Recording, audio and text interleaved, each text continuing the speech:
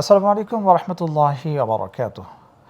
নাহমাদুহু ওয়া নুসাল্লি আলা রাসূলিহিল কারীম, আম্মা বা'দ। ফাআউযু বিল্লাহি মিনাশ শাইতানির রাজীম। বিসমিল্লাহির রাহমানির রাহিম।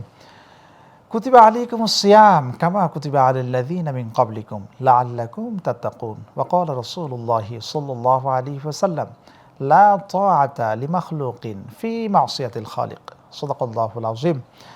দূরের কাছের দেশের ও প্রবাসের যারা যেখান থেকে যুক্ত হয়েছেন, গ্লোবাল টেলিভিশনের বিশেষ আয়োজন শরবত রুহ আফজা প্রশ্ন উত্তরের রমজান পাওয়ার্ড বাই আমরুপালি অনুষ্ঠানে আপনাদেরকে আজ আমি ঈদ উল ফিতরের অগ্রিম শুভেচ্ছা জানাচ্ছি।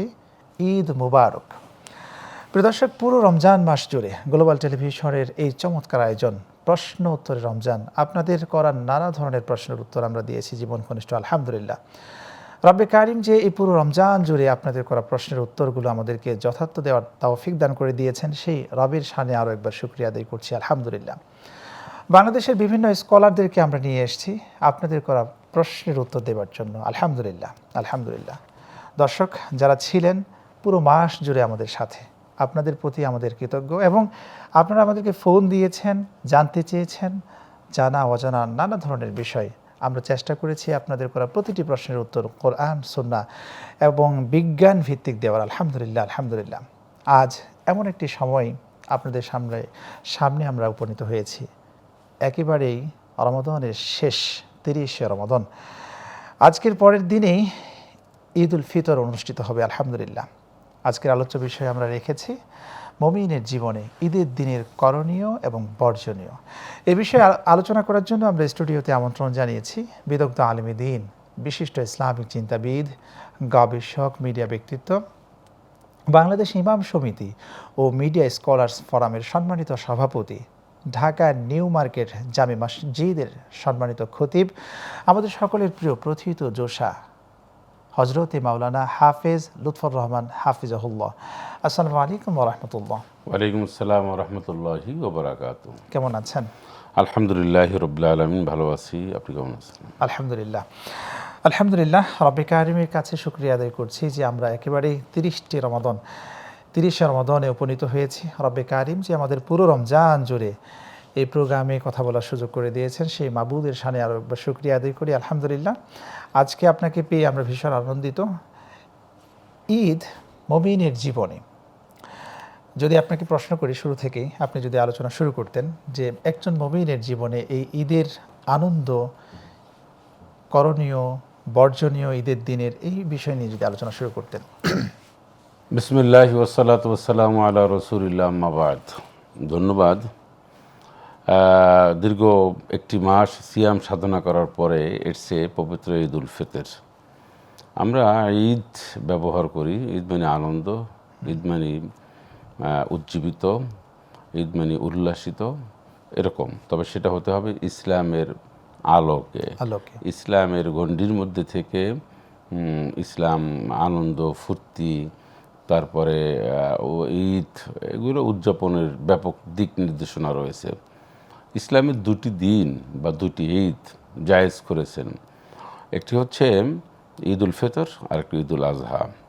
রাসূলুল্লাহ সাল্লাল্লাহু আলাইহি সাল্লাম কর্তৃক এই দুইটি ঈদের অনুমোদন পাওয়া যায়, এবং এই দুইটি ঈদ কীভাবে একজন মোমেন উদযাপন করবে তার দিক নির্দেশনা, তার মানে চৌহদ্দি, অথবা সে কী কী করতে পারবে কী করতে পারবে না, তার সীমারেখা, এটা বর্ণনা করে দিয়েছেন হাদিস শরীফের মধ্যে ব্যাপকভাবে। ঈদ উল ফিতরে আমরা একটু ব্যাপকভাবে আনন্দ করি জন্য যে এই দীর্ঘ একটি মাস আমরা সিয়াম সাধনা করেছি। আমরা দিনের বেলায় সকল ধরনের পানাহার, যৌনাচার সব কিছু থেকে বিরত থেকে এক আল্লাহ রাব্বুল আলামিনের সন্তুষ্টি অর্জনের জন্যে আমরা সারাদিন আল্লাহর পানে তাকিয়েছিলাম। আল্লাহ তাআলা ক্ষমা কখন করবে, তোমার দিক নির্দেশনা, তোমার সীমা রেখা অক্ষর অক্ষরে পালন করে তোমার মুক্তি চাই, এরকম একটা প্রহর আমরা কিন্তু গুনছিলাম। তো ঈদ উল ফিতরের অনেকগুলি দিক রয়েছে। সেটা প্রথমত একজন মুমিনের প্রথম দায়িত্ব হচ্ছে যে ঈদ উল ফিতরে আমি উদযাপন করব ঈদ, আমার প্রতিবেশী, আমার আত্মীয় স্বজন, আমার নিকটতম আত্মীয় স্বজন, দূরতম আত্মীয় স্বজন, আমার যতটুকুন সাধ্যে কুলায় ততটুকুন মানুষ আমি যেভাবে ঈদ করবো তারা সেভাবে পারতেছি কিনা, এটা হলো একজন মুমিনের প্রথম দেখার বা ঈদ উদযাপনের প্রথম সেন্সটা এভাবেই থাকা উচিত। আমি সুন্দরভাবে ঈদ উদযাপন করলাম, আমার বাচ্চা কাচ্চা যে যেখানে রয়েছে সবাইকে আমি ঈদের সব কিছু কিনে দিলাম, কিন্তু আমি দিলাম না আমার ছেলে মেয়ে বা আমার ছেলে মেয়ে স্ত্রী বলতে সবাইকে দিলাম, আমার ভাইয়ের, আমার আত্মীয় স্বজনের ছেলে মেয়ে প্রতিবেশী যারা রয়েছে কাউকে আমি দিলাম না। এর মধ্যে আসলে মূলত সার্থকতা নাই। তবে সার্থকতা কোথায়? সার্থকতা হচ্ছে একজন মানুষ সে যখন সকলকে নিয়ে ভালো থাকতে চায়, সকলকে নিয়ে ভালো থাকতে চায়, এই মানুষটি সুন্দর, এই মানুষটির নিয়ত, কর্মসূচি, সিদ্ধান্ত, চিন্তা, চেতনা এটাই সহি, এটা মনে রাখতে হবে। আমরা যেন একচেটিয়া নিজেকে নিয়েই বাঁচতে চাই, আমরা সেলফিশ হয়ে গেছি, আমরা সবাই আত্মকেন্দ্রিক হয়ে গেছি। ডানে কি হলো, বামে কি হলো, সামনে কি হলো, পিছনে কি হলো, দেখার মতো সুযোগ নাই। এই যে কথাটা আপনি বললেন যে আমরা শুধু কেবলমাত্র নিজের চিন্তা চেতনাই করছি, যে মন দিয়ে আমরা চিন্তা করছি সেই মন পরিবর্তন করা, সেই মনকে শুধরে দেওয়ার জন্য কিন্তু রমাদানের আগমন ঘটেছিল। তাহলে কেন আমাদের ঈদের দিনেও এই পরিবর্তন আমরা দেখছি না? দেখুন, একটা মাস কিন্তু আমরা যে সিয়াম সাধনা করলাম, আমি না খেয়ে রইলাম, আমি ক্ষুধায় তৃষ্ণায় কষ্ট পেলাম, এর মানে হচ্ছে এই উপলব্ধি অন্তত হওয়া যে এরকম মানুষ তো অনেকে না খেয়ে থাকে, অনেক মানুষ কষ্ট করে। তা আমার যেভাবে এখন কষ্ট হচ্ছে তারও তো সেরকম 12 মাস কষ্ট হচ্ছে। এইটাকে আমি উপলব্ধি করে বুঝে আমি স্যাক্রিফাইস করবো। ইউসিরুনা আলা আনফুসিহিম ওয়ালাউ কানা বিহিম খাসাসা, যে নিজের প্রয়োজন থাকা সত্ত্বেও অন্যের প্রয়োজনে এগিয়ে যাবে, প্রয়োজন মিটিয়ে দেবে, এটাই ইসলামী জীবন। ওয়া ইউকা শুহা নাফসিহি ফাউলাইকা হুমুল মুফলিহুন, এবং নিজে যে কৃপণতার থেকে মুক্ত থাকে সেই সফল কাম হয়। আর আমরা কি করি? কৃপণতা দেখাই। কৃপণতা, আমাদের মধ্যে একটা কৃপণতা ভাব থাকে। কীরকম? আমি অন্য কাউকে দিলে কমে যাবে, অন্য কাউকে আমি চাই না, অন্য কেউ আমার সম্পদ বা ভাগের বা এই একটা ভালো ফেস্টিভ্যাল আর যে কোনো একটা প্রোগ্রামে অংশগ্রহণ করলে বা সে আমার বাড়িতে আসলে নানা ধরনের আমাদের মধ্যে একটা ইগো কাজ করে যে আমি ভালো থাকবো, আরেকজন ভালো থাকবে কিসের জন্য?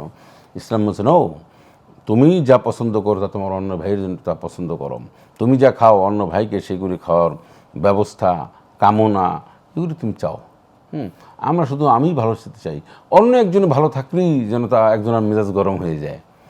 তখন শত্রু, জাদুটোনা, সেহের, তারপর কেমনে তাকে মামলা দেওয়া যায়, কেমনে তাকে অপমান অপদস্থ করা যায়, তাকে কেমনে শত্রু পক্ষ তাকে করা যায়, এটা কোন ধরনের কথা? আমি তো রাসূলুল্লাহ সাল্লাল্লাহু আলাইহি ওয়াসাল্লাম কী বলেছেন সহিহ হাদিস, যে তুমি তোমার কোনো ভাইয়ের উপস্থিতি হোক অনুপস্থিতি হোক, কাজ সামনে হোক পিছনে হোক, সর্বাবস্থায় তার কল্যাণ কামনা করবে। তাহলে আমি তো আপনার কল্যাণ কামনা করব, আমি তো বলবো আল্লাহ তাআলা অমুক ভাইকে তুমি ভালো রাখো, সুস্থ রাখো। আমাদের সমাজে এই বিষয়টা তো আমরা দেখছি না, বরঞ্চ মনে করেন যে না, আমি অন্যের একজন কল্যাণ কামনা করলেই পরবর্তীতে আমার কমে যাবে। আচ্ছা, মানুষের জন্য যদি কেউ কল্যাণ কামনা করে সেক্ষেত্রে কি কমে যায় না বেড়ে যায় ইসলামের দৃষ্টিভঙ্গি? হাদিস শরীফের মধ্যে পরিষ্কার আছে, রাসূলুল্লাহ সাল্লাল্লাহু আলাইহি ওয়াসাল্লাম বলছেন, তুমি যদি কোনো মুমিন তোমার ভাইয়ের একটি প্রয়োজন মিটিয়ে দাও তাহলে আল্লাহ তোমার প্রয়োজন মিটিয়ে দেবেন, অন্য হাদিস আছে দুনিয়া এবং আখিরাতে। তাহলে আমি আপনার একটা প্রয়োজন মিটিয়ে দেওয়ার জন্য যদি আমি আপ্রাণ চেষ্টা করি বা আপনার যদি একটা উপকার করি, আর কোরআনুল কারীমের মধ্যে আল্লাহ পাক বলছেন যে মাইয়াশফা শাফাআতান হাসানাতান ইয়াকুল লাহু নাসীবুম মিনহা ওয়া মাইয়াশফা শাফাআতান সাইয়্যাতান ইয়াকুল লাহু কিফলুম মিনহা। যদি কোনো মানুষ যে একজন মানুষের জন্য ভালো কিছু করে, সুপারিশ করে বা তার জন্য কোনো কিছু একজনের কাছে এসে বলে বেড়ায় বা সুপারিশ করে, তাহলে আল্লাহ রাব্বুল আলামিন ভালো কিছু করলে সে ভালোই পাবে, খারাপ কিছু করলে সে খারাপই পাবে। তা আমি এটা একটা সাদগা সিস্টেম, আমি আপনার জন্য তো সুপারিশ করব যে কোনো জায়গায়, সমাজের, অফিস আদালতে, বিভিন্ন জায়গায় আমি ভালো বলবো, আপনার ব্যাপারে কল্যাণ কামনা করো। এইটা না কইরা আমি আপনার পিছনে লেগে আছি। যারা মানুষের পিছনে লেগে থাকে তারা সবসময় পিছনেই থাকে, সামনে কখনো তারা এগোতে পারে না। এই যে রমাদান এসছে, এই রমাদান মাসে রব্বে কারিম আমাদেরকে বলছেন যে লাআল্লাকুম তাত্তাকুন, যাতে তোমরা তাকওয়াবান মানুষ হতে পারো। তো তাকওয়াবান মানুষ বানানোর জন্য কিন্তু এই রমাদানের আগমন। আজ যখন রমাদান শেষ হতে যাচ্ছে, এখন তো ফলাফল ঘোষণার সময়, কে কতটুকুন পারল নিজেকে তৈরি করতে, আপনি যদি বলতেন। দেখুন, ইবাদত বন্দেগী করা সর্বশেষ বা যে কোনো ব্যবসা বাণিজ্য, যে কোনো দিন শেষে আপনি একটা হিসাব করেন, যে আমার কি লাভ হলো, কি লস হলো। সারা বছর আমরা এই ইবাদত বন্দিগি, বিশেষ করে রমজানুল মুবারকে আমরা যে ইবাদত বন্দিগি করি, এইটার দিন শেষে একটা হিসাব থাকা চাই। একদম হিসাবের মোক্ষম সময়টা হচ্ছে এখন, যে আমি এই একটি মাস কি শিখলাম, কতটুকু তাকওয়া অর্জন করলাম, কতটুকু মিথ্যা ছেড়ে দিলাম, কতক্ষণ সত্য ধরলাম, কতক্ষণ মানুষের গীবত ছেড়ে দিলাম, আমার মিথ্যা সাক্ষ্য যে ভয়াবহতা এটা আমি কতটুকু, মানে সব মিলিয়ে আমি কতগুলি গুনাহ ছেড়ে দিতে পেরেছি, আর কতগুলি ভালো পথ ধরেছি। তা'মুরুনা বিল মারুফ ওয়া তানহাউনা আনিল মুনকার, এই কাজটা আমি কতটুকু এগিয়ে নিতে পেরেছি, এইটা এখন দিন শেষে হিসাবের মিলানোর একটি সময়। এই হিসাবটা মিলাতে গিয়ে আমি নিজেই যথেষ্ট, যে আমি কতটুকু ভালো কাজ করেছি, কতটুকু খারাপ কাজ করেছি, সব আমি হিসাব দিতে যথেষ্ট। এ বিষয়ে আরেকটি প্রশ্ন করতে চাই, আপনি তাকওয়া বিষয়ে আলোচনা ছিলেন, যে আমরা রমাদান এসেছি, আমরা রমাদান 5 ওয়াক্ত সালাত থেকে এক ধরনের শিক্ষা আমরা এখানে নিয়েছি। অনেকে কন্টিনিউ 5 ওয়াক্ত সালাত আগে পড়তো না, কিন্তু রমাদান এসছে এই উসিলায় সে 5 ওয়াক্ত নামাজ কন্টিনিউ করছেন, পরবর্তীতে হয়তো বা কন্টিনিউ করবেন যদি আল্লাহ তৌফিক দেন। এবং একই সাথে আমরা তারাবি সালাত পড়েছি, একই সাথে আমরা সাহরি গ্রহণ করেছি, ইফতার করেছি। এই যে রমজানটা আমাদের থেকে যাচ্ছে, এখান থেকে আমরা কী ধরনের শিক্ষাগুলো পাই? ধন্যবাদ আপনাকে। প্রথমত হচ্ছে যে অনেক মানুষ এই রমজান মাসে একদম ভালো হয়ে যায় ইস্তেগফারের মাধ্যমে। জি আলহামদুলিল্লাহ। অর্থাৎ বা যে কোনো ওকেশনাল, সবে বরাত বলেন, সবে কদর বলেন, এক একটা প্রোগ্রাম উপলক্ষে অনেক মানুষ ভালো হয়েছে মানে সে পিছনে নামাজ পড়তো না, সে নামাজ পড়েছে, নামাজ ধরা শুরু করেছে, অনেক গুনাহের কাজে লিপ্ত ছিল, সেই গুনাহের কাছ থেকে সে মুক্ত থাকার চেষ্টা করেছে, পরবর্তী সে একজন স্বাচ্ছা মুসলমান হওয়ার প্র্যাকটিস সে করেছে। এই যে প্র্যাকটিসটা করলো রমজানে, এরকম বহুত মানুষ রয়েছে, আমরা তাদের জন্য দোয়া করি, অ্যাপ্রিসিয়েট করি, যে এরকম অসংখ্য আল্লাহর বান্দারা যেন রমজান পেলেই একেবারে ভালো হয়ে যায়, নামাজ ধরে, রোজা রাখে, জাকাত দেওয়া শুরু করবে, সাদাকা দেওয়া শুরু করবে, মানুষকে ঠকাবে না, তাছাড়া মানুষের সাথে দুর্ব্যবহার করবে না, মানুষের অধিকারকে মানে অক্ষুণ্ণ রাখবে, এরকম ভালো ভালো কাজ যা আছে সেই মানুষটি করবে। এটা আমাদের প্রত্যাশা, আর এটা ইসলামও এটা চায়। এখন এই যে মানুষটি নামাজ পড়া ধরলো, রোজা রাখা শুরু করলো, ভালো হওয়া শুরু করলো, এটা রমজানের বড় ধরনের একটা শিক্ষা। এখন আমরা এই রমজান শেষে একটা ঈদ উদযাপন করব। এই ঈদে আমাদের ব্যাপক একটা কর্মসূচি রয়েছে।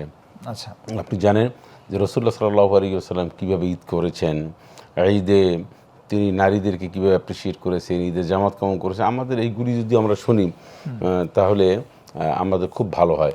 একটা ইম্পর্টেন্ট একটা কথা আমরা বলতে চাই, সেটা হচ্ছে যে ঈদের জামাতে আমরা নারীদেরকে সামিল করি না। এই যে আমরা আমাদের দেশে কিন্তু ঈদের জামাতে নারীদেরকে কোনোভাবে তাদেরকে নেওয়া হয় না, ডাকা হয় না, বরং এর একেবারে নাজায়েজ মনে করি আমরা। কিন্তু হাদিস শরীফের মধ্যে কী আছে সেটা দেখুন। রাসূল আকরাম সাল্লাল্লাহু আলাইহি সাল্লাম তিনি যখন এখন ওই যে মক্কাতুল মুকাররমা মসজিদে গামামা, ওইটা ঈদগাহ ছিল, তো ওইখানে রাসূলুল্লাহ সাল্লাল্লাহু আলাইহি সাল্লাম যখন বা আরও যেখানে ঈদের জামাত তিনি পড়তেন, তিনি কিন্তু নারীদেরকে উৎসাহ দিতেন, বিবিরা যেতেন এবং অনেক নারীদেরকে বলতেন, তোমরা আমার সাথে ঈদগাহে চলো, আমাদের সাথে ঈদগাহে যাবে, আনন্দ তোমরা ভাগাভাগি করে নেবে। তখন রাসূলুল্লাহ সাল্লাল্লাহু আলাইহি সাল্লামের এই আহ্বানের প্রতি উত্তরে অনেক নারী বলেছেন, দুইটা প্রশ্ন নারীরা করেছিলেন, ওজোর পেশ করেছিলেন। একজনে বলেছিলেন যে ইয়া রাসূলুল্লাহ, আমার তো ভালো জামা কাপড় নাই, বা এরকম ভালো বাইরে যাওয়ার মতন কাপড় চোপড় আমার এরকম ব্যবস্থা নেই। বা রাসূলুল্লাহ সাল্লাল্লাহু আলাইহি সাল্লাম তিনি বলতেন, অমুকের কাছ থেকে তুমি একটা ওড়না নিয়ে আসো, বা অমুকের কাছ থেকে কাপড়টা নিয়ে এসে তুমি সেভাবেই আসো। একটা শিক্ষা। আজকের আমরা লক্ষ লক্ষ টাকার কাপড় চোপড় কিনি, মার্কেট করি, বাসায় একটা বড় ধরনের বাজেট থাকে বাচ্চাদের। আমি এই হাদিসটা আপনাকে শোনালাম, আপনার দর্শকের মাধ্যমে আপনার দর্শকদেরকে আমি নিজেও চিন্তা করি, আপনারাও চিন্তা করুন যে নবীজির সময় এরকম এত কষ্ট ছিল, আর আজকের আমরা কত টাকার কাপড় চোপড় কিনি। একটু যদি স্যাক্রিফাইস করে গরিব এতিম মিসকিন অসহায় দারিদ্র মানুষের কাছে দাঁড়াই, এই হাদিসটাকে চিন্তা করে বা এই হাদিসটার এটার আলোকে এটার আমাদের জন্য কত না উত্তম হতো। উত্তম হতো। এটার জন্য কিন্তু সাদাকাতুল ফিতরের এই যে আয়োজনটা। না, সাদাকাতুল ফিতর সেজন্যই তো আমরা সেটা বলবো। এখন এরপর রাসূলুল্লাহ সাল্লাল্লাহু আলাইহি সাল্লামকে অনেক নারী বলতেন, ইয়া রাসূলুল্লাহ আমরা অসুস্থ, মান্থলি পিরিয়ডলি যে অসুস্থটা সেই অসুস্থ। নবীজি বলছেন তোমরা আসো ঈদগাহে, আমাদের থেকে একটু দূরে থাকবে, তোমরা তসবিহ তাহলিল বর্ণনা করবে এবং আমাদের এই আনন্দ তোমরাও ভাগাভাগি করে নেবে। এর মানে হচ্ছে, আমি এই হাদিসটি বলার উদ্দেশ্য হচ্ছে যে একজন নারী সে যেন কোনো অবস্থায় ঈদগাহে যেতে পারবে না এই সাজেস্ট আমরা না করি, এই ধারণা না করি। তবে তাদের জন্য, আমাদের জন্য যেমনভাবে ওয়াজিবি কিফায়া, তাদের জন্য ওইটা না, কিন্তু তারা যেতে পারবে, তাদের যাওয়ার সুযোগ রয়েছে। কিন্তু আমাদের দেশে একেবারে তাদের যে মসজিদে যাওয়া, ঈদগাহে যাওয়া এটা হারাম মনে করছি আমরা, ঠিক না এটা। নারীরা মসজিদ জুমার নামাজ পড়তে যেতে পারবে যদি পরিবেশ পরিস্থিতি সুন্দর থাকে, তারপরে তার অনুকূল থাকে, ঈদগাহে যেতে পারবে সব। কিন্তু আমরা এটা অনেক আলেম ওলামা, অনেক বক্তা এইটা ভুল ব্যাখ্যা দিয়ে বা ভুলভাবে বুঝে স্টাডি না করার কারণে আমরা সবসময়ের জন্য ওয়াজ মাহফিলে এমনকি মিডিয়ার মাধ্যমে ফিতনা, হ্যাঁ আমরা বলে দিই যে না যাওয়া যাবে না, ফিতনা, এটা নারীরা কেন যাবে, এই ধরনের এই যে একটা অদূরদর্শিতা, হ্যাঁ এটা পুওর মানে নলেজ থাকার কারণে এইটা হয়। যিনি হয় শাইখুল হাদিস বলে, আবার অনেক কিছু বলে, কিন্তু ফতোয়া দেন মসজিদে যেতে পারবে না না এই ফিতনা থাকলে। উনি জানেন না যে ওই নারী মার্কেটে যাচ্ছেন, দৈনিক বিভিন্ন প্রোগ্রামে যাচ্ছেন, হ্যাঁ, অথচ সব জায়গায় ঘুরে বেড়াচ্ছেন, কিন্তু মসজিদে গেলে ফিতনা হবে। মসজিদে গেলে ফিতনা হয়েছে দৃষ্টান্ত একটা দেখান, একটা দৃষ্টান্ত আপনি দেখান যে অমুকে নামাজ পড়তে গিয়ে প্রবলেমটা হয়েছে।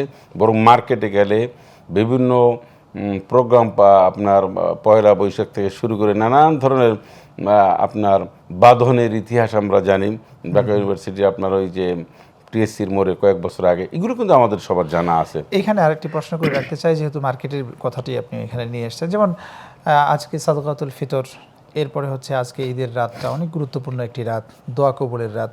শেষ দশকে আমরা দেখছি আমাদের সমাজে এই মার্কেটের হিরিক, কিন্তু আল্লাহ রাসূল সাল্লাল্লাহু আলাইহি ওয়াসাল্লাম রমাদানের পূর্বেই আমাদের এই প্রয়োজনীয় কাজগুলো কিন্তু সেরে ফেলতেন।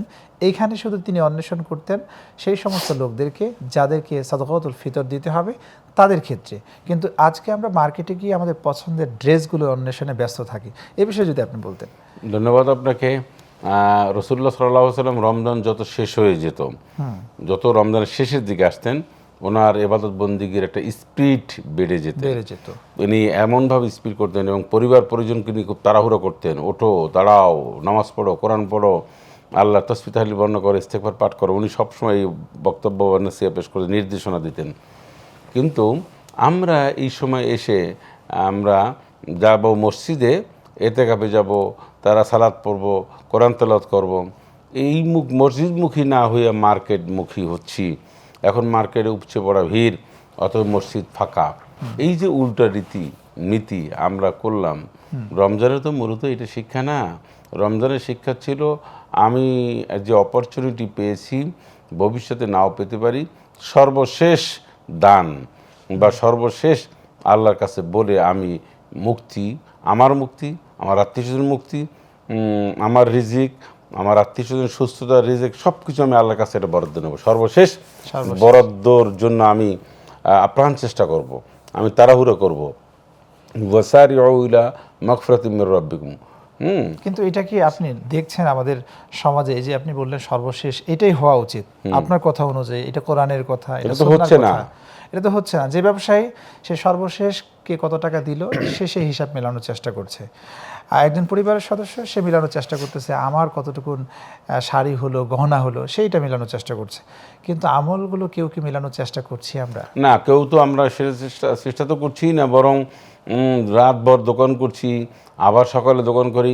কেন? ব্যবসায়ীরা যদি মনে করেন যে আমরা একটা নির্দিষ্ট সময়ে আমরা দোকান খুলবো, দোকান বন্ধ করবো, কারণ আমার ইবাদত বন্দি করা দরকার আছে, আমার কর্মচারী ইবাদত বন্দি করার দরকার আছে, আমি আগামী রমজান পাই কিনা আমি জানি না, আমার দোকানে কর্মচারী ম্যানেজার যারা আছে আগামী রমজান পাবে কিনা, সেজন্য একটা নির্দিষ্ট সংক্ষিপ্ত সময় যদি আপনার মার্কেট করে, এরকম নির্দিষ্ট একটু একটু করে সবাই যদি চেষ্টা করে তাহলে হয়। তা না, আমরা রমজান মাস আসলেই একটা ব্যবসার মাস বানিয়ে ফেলি।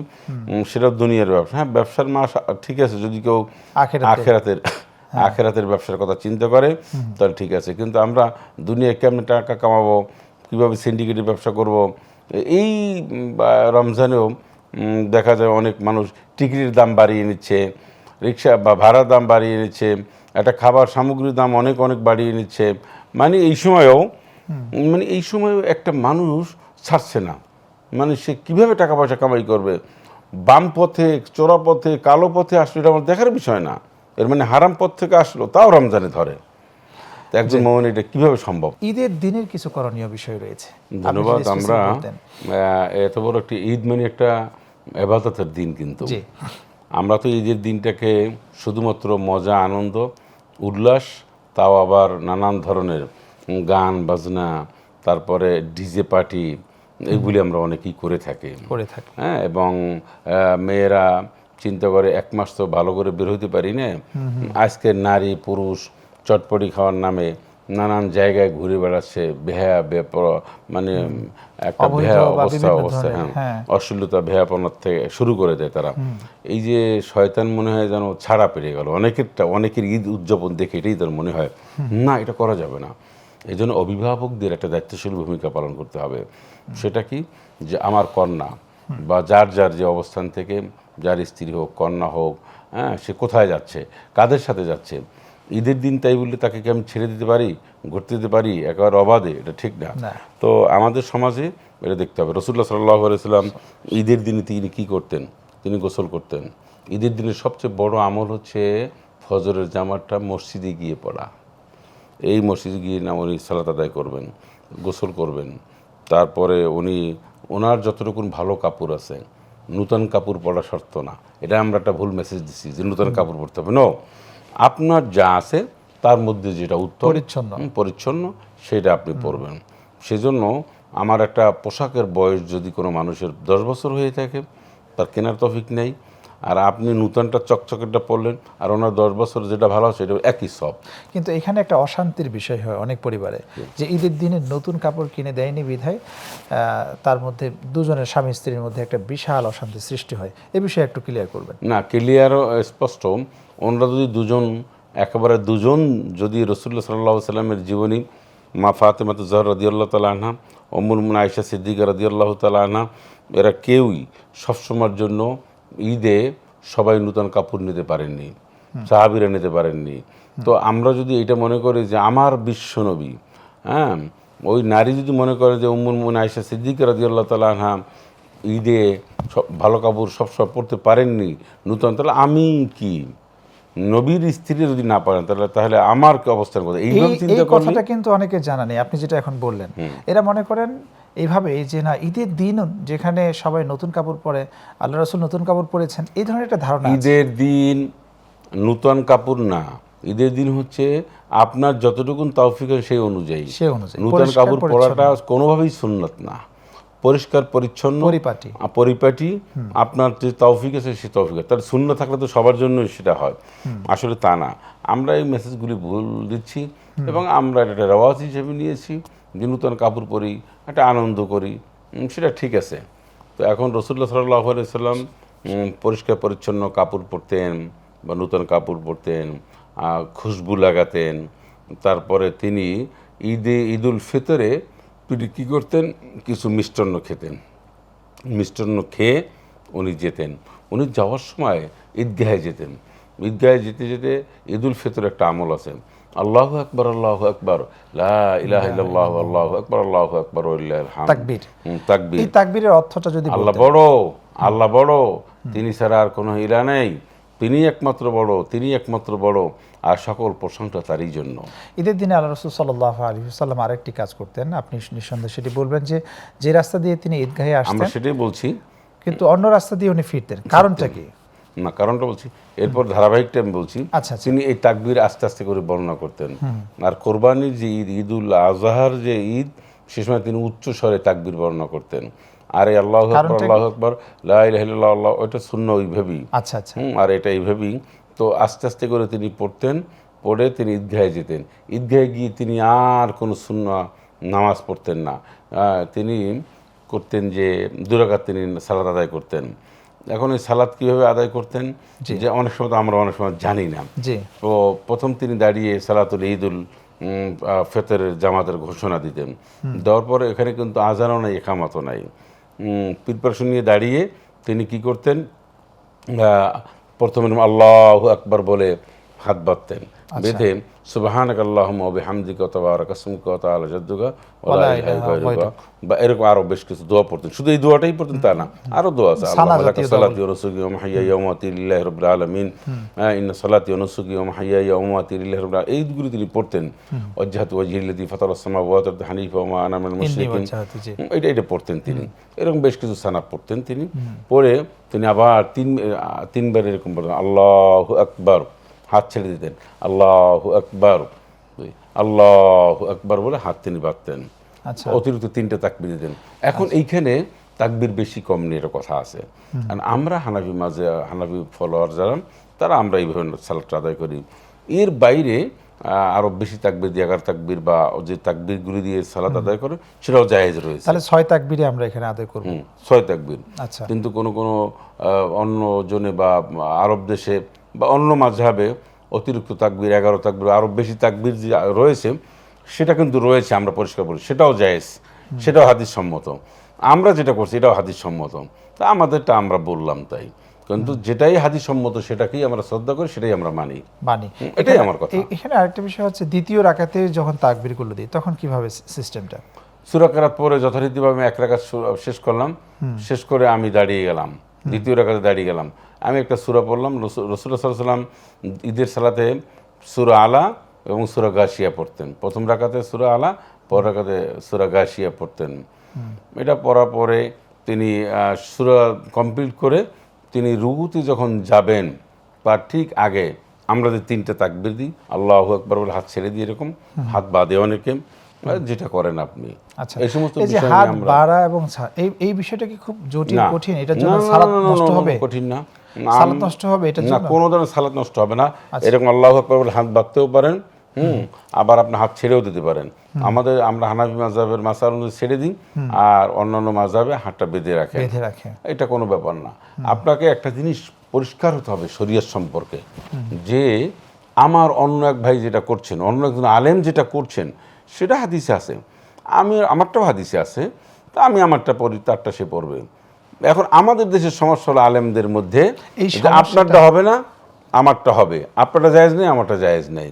তাহলে আপনি আমার মতো না হলে আপনি মুনাফিক, ফাসিক, কাফির, নানান ধরনের, এটা মূর্খতার লক্ষণ। উদার মন মানসিকতা না থাকলে ইসলাম পালন করা সম্ভব নয়, ইসলাম প্রতিষ্ঠা করা সম্ভব নয়। দেখতে দেখতে একটি মাস কেটে ফেললাম, অনেক ধরনের প্রশ্নের উত্তর আমরা দর্শকের দিয়েছি। আজকে দর্শকদের উদ্দেশ্যেই মূলত ঈদের দিনটি কিভাবে তারা অতিবাহিত করছেন এই বিষয়ে আপনি অনেক ধরনের কথাবার্তা বলেছেন, এবং সালাত সম্পর্কেও আপনি কথা বলছিলেন। তো আপনার সর্বশেষ যে বিষয়টি আপনার থেকে জানতে চাচ্ছি, যে একটি ফলাফল এখন একটি ঘোষণার সময়, আপনি যদি বলতেন এই ফলাফল পেয়ে কারা বেশি আনন্দিত হবে এবং এই আনন্দ কাদের জন্য? আচ্ছা, তা একটু ধারাবাহিকতা আমরা টেনে নিয়ে আপনার কথা দিতে চাই। তো আমার লাস্টের রাকাতে কিন্তু আমরা রুকুতে যাওয়ার আগে 3টে তাকবীর দিলাম, রুকু করলাম, রুকু করে সিজদা করে আমরা যা নামাজ সম্পন্ন করলাম, এরপরে 2টা খুতবা দেয়। এখন আমরা করি কি, সালাতে আদায় হয়ে গেলে খুতবা 2টা আমরা শুনি না। এটা শোনা কিন্তু এটা একটা ওয়াজিব, বা এটা খুতবা শুনতে হবে, এটা আমরা জানি না। খুতবা শুনে আসলে আমরা কিছু দোয়া দুরূদ আমাদের পড়া উচিত। আচ্ছা, খুতবার ওই জায়গায় অনেকে আরবি দিয়ে খুতবা দেয়, আবার হচ্ছে কেউ বাংলায় খুতবা দেয়। আরবিটা আগে বলে নেয়, তারপরে বাংলাটা বলে। প্রয়োজন আছে কি 2টা? না, আমরা যে সিস্টেমে 2টা, এখন এটা তো আপনাকে বলে বিশ্লেষণ ধর্মী একটা মাসালা বা বিশ্লেষণ ধর্মী, এক একজনের দৃষ্টিভঙ্গি এক এক ধরনের। আচ্ছা, আমরা কোনো দৃষ্টিভঙ্গিতে গেলাম না, ওরা বিশ্লেষণ করবেন, করার জন্য লোকজন রয়েছে, আলাদা ইসলামিক স্কলার রয়েছেন, যে আমরা খুতবা বাংলায় দেব, আরবিতে দেব, কোনটা দিলে সুবিধা হয়, এটা একটা ভিন্ন ইস্যু। এই ইস্যু নিয়ে আমরা আসলে কথা বলতে চাই না। রাসূলুল্লাহ সাল্লাল্লাহু আলাইহি ওয়াসাল্লাম এটা আদায় করে তিনি কিন্তু আরেকটা দোয়া পড়তেন, তাকাব্বালাল্লাহু মিন্না ওয়া মিনকুম, এই দোয়াটা তিনি কিন্তু বলতেন। এবং তিনি আমরা যেমন ঈদ মোবারক বলি, তিনি ঈদ মোবারক হাদিস শরীফের বিভিন্নভাবে ঘুরিয়ে শব্দগুলি এসছে, আমরা ঈদ মোবারক বলি, ঠিক আছে, বা ঈদ মোবারক এই শব্দগুলি বলি, আমরা একে অন্যের কলা মোয়ানাকা করি, রাসূলুল্লাহ সাল্লাল্লাহু আলাইহি ওয়াসাল্লাম এটাও করেছেন। তবে আমরা মোয়ানাকা করি 3 বার, এরকম বুকের সাথে ধইরা। এটা কিন্তু আসলে মোয়ানাকা মানে গলায় গলা মিলানো, এটা। আর একটা হচ্ছে রাসূলুল্লাহ সাল্লাল্লাহু আলাইহি ওয়াসাল্লাম সবার সাথে তিনি কুশল বিনিময় করতেন, তিনি খুব আনন্দিত হতেন, মানুষকে আনন্দ দেওয়ার ব্যবস্থা করতেন। তিনি যখন আনন্দিত হতেন তখন সাহাবা আজমাইনগণ আরও আনন্দ পেতেন, আনন্দের একটা স্পিরিট তাদের মধ্যে জেগে যেত। দেখবেন নেতা যখন খুব খুশি থাকে, খুব ফুরফুরে মেজাজে থাকে, কর্মীরা তখন থাকে। নেতা যখন খুব গরম থাকেন, কর্মীরাও কিন্তু তখন একটু স্পিরিট অন্যরকম না, ওই রকম একটা ব্যাপার থাকে। নেতার বক্তব্যের উপর কিন্তু কর্মীদের, নেতা যদি শান্তশিষ্ট বক্তব্য দেন, কর্মীরা শান্তশিষ্ট থাকে। নেতা যদি একটা মানে খুবই জাগরণী বক্তব্য দেন, তো কর্মীরাও কিন্তু জাগরণ সৃষ্টি করে দেয়। হ্যাঁ, তো ব্যাপার হচ্ছে আপনাকে বুঝতে হবে যে আপনি রাসূলুল্লাহ সাল্লাল্লাহু আলাইহি ওয়াসাল্লাম বড় নেতা ছিলেন, তিনি খুব শান্ত মেজাজেই থাকতেন, শান্ত মেজাজে কথা বলতেন। ওদিনকারে তিনি এমন কিছু কাজকর্ম করতেন ছোট্ট ছোট্ট করে, তিনি সবাই আনন্দিত হতেন। এর মধ্যে একটা ছিলেন বাচ্চাদের সাথে তিনি আলিঙ্গন করতেন, মানে মোয়ানাকা করতেন, বাচ্চাদের সাথে কুশল বিনিময় করতেন। এইটা দেখে আবার সবাই খুব আনন্দ পেত। রাসূলুল্লাহ সাল্লাল্লাহু আলাইহি ওয়াসাল্লাম যে পথ দিয়ে আসতেন ওই পথ দিয়ে আবার বাসায় যেতেন না, যেতেন আর একটা পথ দিয়ে। এর কারণটা হচ্ছে বৃহত্তর জনগোষ্ঠীর সাথে যাতে করে ঈদ মোবারক দিতে পারেন, বা শুভেচ্ছা বিনিময় করতে পারেন, সেই জন্য তিনি যে রাস্তা দিয়ে আসতেন ওই রাস্তার মানুষজন যারা আছেন তাদেরকে তিনি সালাম কালাম দিয়েছেন বা খোঁজখবর নিয়েছেন। আর নবীজি তার ঈদের বড় একটা ধরন ছিল কি জানেন, তিনি নিজে ঈদ করতেন না, বলতে গেলে মানুষকে ঈদ করাতেন। সেটা কীভাবে? তিনি চাইলেই তো নামাজ পড়ে একদম সোজা বাড়িতে চলে যেতে পারতেন। তিনি আসার সময় যেরকম মানুষের খোঁজ খবর নিয়ে আসছেন, যাওয়ার সময় আবার সবাইকে দেখে দেখে যেতেন, কার কী সমস্যা আছে বা কার কী সুবিধা রয়েছে, কে কী, সব ঈদ মোবারক, ঈদ শুভেচ্ছা দিয়ে তিনি যেতেন। এইটা তো আমার জন্য বড় শিক্ষা। অবশ্যই রেওয়াজটা এখনও আছে, এখন নেতৃবৃন্দ একটা সময় ঈদের জন্য সাধারণ মানুষের লাগে কোলাকুলি করেন বা ঈদ মুবারক, ঈদ শুভেচ্ছা বিনিময় করেন। এটা এসছে কোত্থেকে? এটা রাসূল আকরাম সাল্লাল্লাহু আলাইহি ওয়াসাল্লাম থেকে এসছে।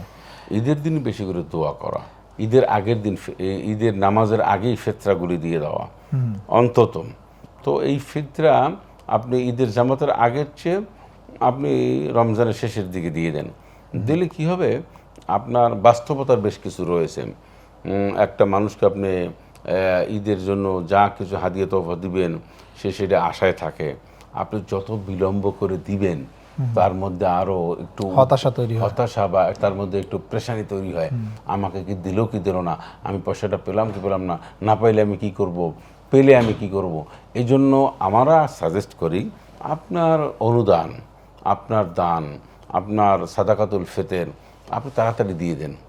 তাকে আগে বলাও জায়েজ আছে যে তুমি চিন্তা করো না, আমি তোমাকে যথাসময়ে আমার ফিতরাটা আমি তোমাকে পৌঁছে দেবো, বা আমার অনুদানটা আমি দিয়ে দেবো, অনুদানটা আমি তোমাকে দিয়ে দেবো। কিন্তু এইটা যে অনেকের ক্ষেত্রে এমনটা হয় যে এই আমার বাসায় এসো, তোমাকে এই ফিতরার টাকা দিব, যাকাত দিব, এটা কি তার দায়িত্ব নিয়ে এসে না আমার দায়িত্ব? এরকম দাতা তিনি লর্ড স্টাইলে থাকতে পারবেন না। মনে রাখবেন, দাতা তিনি অহংকার করতে পারবেন না, দাতা হবেন বিনয়ী। তিনি একথা বলতে পারবেন এই তুমি বাসায় এসো, এসে টাকাটা নিয়ে যেও। দাতা বিনয়ের সাথে বলতে হবে। যদি তার পরিবেশ এরকম হয় সে যেতে পারছে না, তাহলে বলতে তুমি যদি আমার বাসায় একটু আসতে আমি খুশি হতাম। এরকম আসলে একটু সম্মানের সাথে একটা খামে যদি পারেন খামে দেবেন, না পারলে সুন্দর করে বলবেন এই তোমার হাদিয়া নাও। কোনোদিন বলা ঠিক না যে জাকাত দিলাম, গরিব যতই হোক দূরের হোক, এই তোমার জাকাত দিলাম, এই ফিতরা দিলাম, এটা দরকার নাই তো। আরে ওয়াইন তাজহার বিল কওলি ফাইন্নাহু ইয়ালামু সিররা ওয়া আখফা, কুল ইন তুখফু মা ফি সুদুরিকুম আও তুবদুহু ইয়ালামুল্লাহ। সেখানে আল্লাহ রাব্বুল আলামিন কি বলছেন, ওয়া আসিররু কাওলাকুম আও ইজহারু বিহি ইন্নাহু আলিমুম বিযাতিস সুদূর। এই সব আয়াতের মূল বক্তব্য হচ্ছে তুমি যা কিছু বলো আর না বলো, যত কল্পনা করো ব্রেনের মধ্যে রাখো, তোমার সব জানেন। তাহলে আপনি কেন বলতে চান জাকাতের টাকা গেছেন, আপনি তাকে সম্মানের সাথে দেন, খামের মধ্যে ভরে দেন, না পারলে হাতে মুঠের মধ্যে হাদিয়ে দেন, বাসা তাকে বাড়িতে গিয়ে যদি দেন তা সেইটা হলো সবচেয়ে পারফেক্ট। সবচেয়ে পারফেক্ট। দাতা কি করবেন? বিনয়ী হবেন। আমি বলছিলেন আগে, দাতা যদি লর্ড স্টাইলে বা অন্যরকম নেতা একটা ভাব থাকে, জাকাত দিই এইটা সে নো। তাহলে জাকাতের যে উদ্দেশ্য বা সাদকাতুল ফিতরের যে উদ্দেশ্য তাহলে হাসিল হবে না। হাসিল কেমনে হবে? আপনাকে যে এই সম্পদটা কি দিয়েছে, এই সম্পদ আপনাকে কে দিয়েছে? ওয়াতুহুম মিম্মা লিল্লাহিল্লাযী আতাকুম ওয়া আনফিকু মিম্মা জাআলনাকুম মুস্তাখলাফিনা ফি। আল্লাহ রাব্বুল আলামিন এই টাকা পয়সার মালিক দিয়েছেন। আল্লাহু ইয়াবসুতু রিজকা লিমান ইয়াশাউ ওয়া ইয়াকদির, আল্লাহু লাতীফুম বিইবাদিহি ইয়ারযুকু মান ইয়াশা। এই সব আয়াত, অসংখ্য আয়াত রয়েছে। আল্লাহ বলেন আমি যাকে খুশি তাকে আমি এই সম্পদশালী দিই। আপনি গৌরব অহংকার করার কে? আপনি নিজেকে নিজে দিয়ে আপনি একটা নিঃশ্বাস ছেড়ে বলবেন, আল্লাহ আমার এই হক মনে হয় আমি মানুষের কাছে যথারীতিভাবে আদায় করতে পারি না। আমার যেভাবে আদায় করা উচিত ছিল, যে তবিয়তে আদায় করা উচিত ছিল, সেটা আমি পারি না। তা তুমি আমাকে মাফ করে দাও। আগামীবার যেন আমি আরো বিনয়ের সাথে আরো বেশি করে যেন দিতে পারি মানুষকে। আপনি দিয়ে আল্লাহ শুকরিয়া আদায় করবেন। আপনি মানুষকে দিয়ে কখনোই এটা বলতে পারবেন না যে আমি তো দিলাম। আপনার সম্পদ আপনার মধ্যে যেটা অন্য পাবে, আপনার ছেলে যেরকম পায়, মেয়ে যেরকম ওইরকম পাবে। আপনি দিয়ে তাকে ধন্য করলেন। অসংখ্য ধন্যবাদ। একেবারে 30 সেকেন্ডে যদি বলতেন, ঈদের দিনে অনেক ভাই বোনেরা আছে ডিজে পার্টির মতো একটা অপসংস্কৃত আয়োজন হারাম, এটা পরিষ্কার করে হারাম।